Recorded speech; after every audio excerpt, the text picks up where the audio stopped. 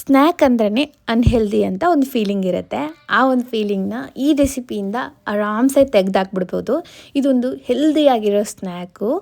Beetroot paneer tikka high protein, ತುಂಬಾ ಟೇಸ್ಟಿಯಾಗಿರುತ್ತೆ. First ಬೀಟ್ರೂಟ್ನ ತುರಿದಿಟ್ಕೊಂಡು ಅದಕ್ಕೊಂದು ಸ್ವಲ್ಪ ಓಟ್ಸ್ ಪೌಡ್ರ್ ಆ್ಯಡ್ ಮಾಡಿ, ಕೊತ್ತಂಬರಿ ಸೊಪ್ಪು, ರುಚಿಗೆ ತಕ್ಕಷ್ಟು ಉಪ್ಪು ಇದೆಲ್ಲ ಹಾಕಿ ಚೆನ್ನಾಗಿ ಮಿಕ್ಸ್ ಮಾಡಿಕೊಂಡು ಸೈಡಲ್ಲೇ ತಿಟ್ಕೊಳ್ಳೋಣ. ಕನ್ಸಿಸ್ಟೆನ್ಸಿ ಈ ಥರ ಬರಬೇಕು ನೋಡಿ.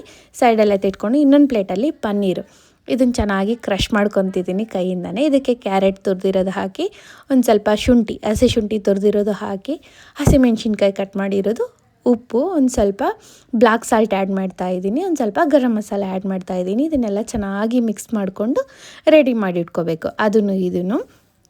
ನೆಕ್ಸ್ಟು ನಾವು ಇದು ಬೀಟ್ರೂಟ್ದೇನು ರೆಡಿ ಇರುತ್ತಲ್ಲ ಅದನ್ನು ಮೇಲೆ ಲೇಯರ್ ಆಗಿ ಆಮೇಲೆ ಪನ್ನೀರ್ದು ಸ್ಟಫ್ ಮಾಡಬೇಕು.